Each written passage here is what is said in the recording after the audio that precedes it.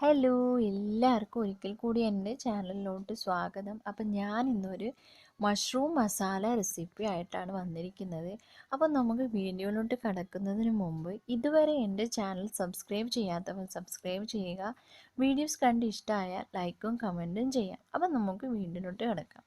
Mushroom മസാലയ്ക്ക് ആവശ്യമായ ingredients എന്ന് പറയുന്നത് കഴുകി വൃത്തിയാക്കിയ മഷ്റൂം, ഒണിയൻ, തക്കാളി, പച്ചമുളക്, ഇഞ്ചി വെളുത്തുള്ളി പേസ്റ്റ്, പിന്നെ കുറച്ച് മല്ലിയില. ഇത്രയും ഇൻഗ്രീഡിയൻസ് ആണ് ഈ മഷ്റൂം മസാലയ്ക്ക് വേണ്ടത്. അപ്പോൾ ആദ്യം ഒരു ചട്ടി എടുത്ത് ചൂടായതിന് ശേഷം അതിലേക്ക് 2 ടേബിൾ സ്പൂൺ എണ്ണ ഒഴിക്കാം. എണ്ണയും ചൂടായി വന്നതിന് ശേഷം അതിലേക്ക് 1 ടേബിൾ സ്പൂൺ ജീരകം ആഡ് ചെയ്യുക. അപ്പോൾ ജീരകം ഒന്ന് നന്നായി മൂത്ത് വന്നു കഴിഞ്ഞാൽ അതിലേക്ക് നമ്മൾ അരിഞ്ഞു വെച്ചിരിക്കുന്ന ഒണിയൻ, സവാള ആഡ് ചെയ്യാം. സവാള ആഡ് ചെയ്ത് ഒന്ന് നന്നായി വഴറ്റിയെടുക്കാം. അപ്പോൾ ഈ വഴറ്റിയെടുക്കുന്ന സമയത്ത് ഇതിലേക്ക് ഒരു 1 ടേബിൾ സ്പൂൺ സാൾട്ട്, ഉപ്പും കൂടി ആഡ് ചെയ്ത് നമുക്ക് നന്നായി ഒന്ന് മിക്സ് ചെയ്തെടുക്കാം.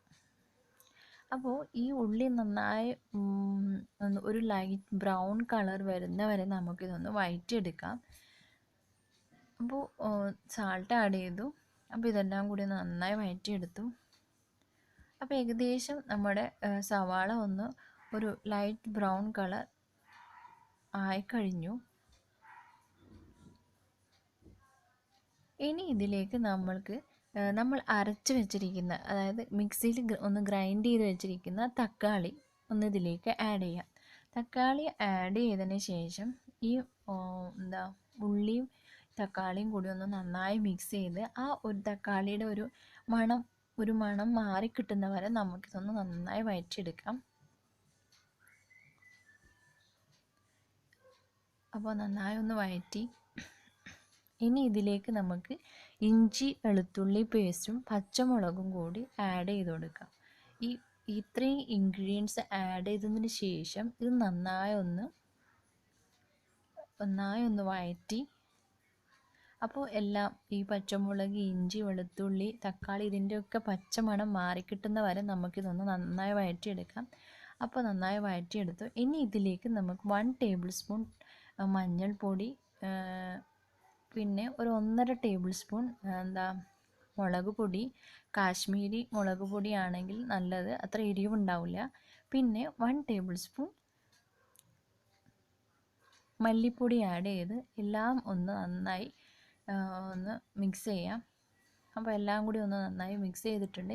ഇനി നമുക്കിതിലേക്ക് നമ്മുടെ നന്നായി ചെറിയ കഷ്ണങ്ങളായി അരിഞ്ഞു വെച്ച മഷ്റൂം നമുക്കിതിലേക്ക് ആഡ് ചെയ്യാം. അതിനു മുമ്പ് ഇത് നല്ല തിക്കായിട്ടാണ് കാണുന്നതെങ്കിൽ ഇതിലേക്ക് ഒരു ലേശം വെള്ളം ഒഴിച്ച് ഇതൊന്ന് ഈ മസാല ഒന്ന് എല്ലാം നന്നായി വഴറ്റാം. അപ്പോൾ ഒരു ചെറിയതായ ഒരു മസാല പരുവത്തിൽ നമുക്ക് കിട്ടും. അതാ നിങ്ങൾക്ക് നല്ലോണം ഗ്രേവി ആണ് വേണ്ടതെങ്കിൽ അതിലേക്ക് കുറച്ചും കൂടി വെള്ളം ആഡ് ചെയ്യാവുന്നതാണ്. അത് നമുക്ക് അവസാനം എങ്ങനെയാണെന്ന് നോക്കി അത് ആഡ് ചെയ്ത് കൊടുക്കാവുന്നതാണ്.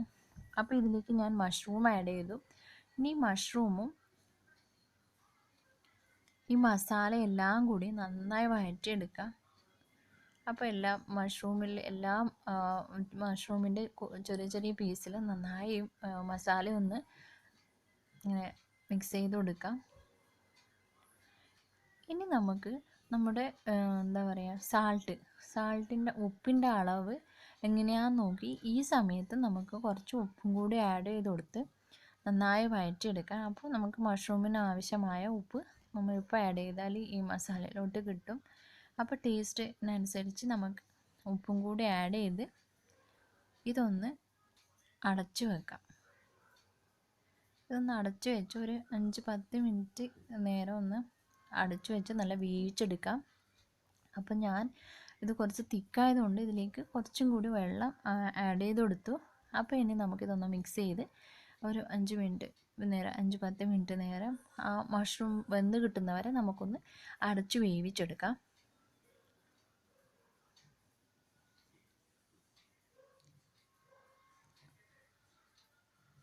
അപ്പോൾ ഏകദേശം നമ്മുടെ മഷ്റൂം ഒന്ന് കുക്കായി വന്നിട്ടുണ്ട്. ഇനി നമുക്ക് ഇതിലേക്ക് ആഡ് ചെയ്യാനുള്ളതെന്ന് പറഞ്ഞാൽ ഒരു 1 table spoon garam masala add ചെയ്യാം നമുക്കിതിലേക്ക്.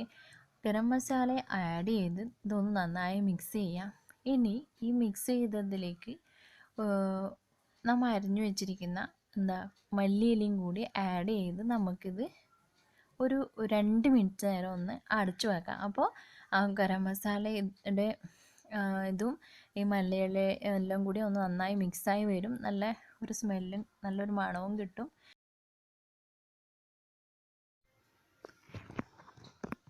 അപ്പോൾ നമ്മുടെ മഷ്റൂം മസാല എന്ന് പറയുന്നത് ഏകദേശം റെഡിയായി വന്നിട്ടുണ്ട്. അപ്പോൾ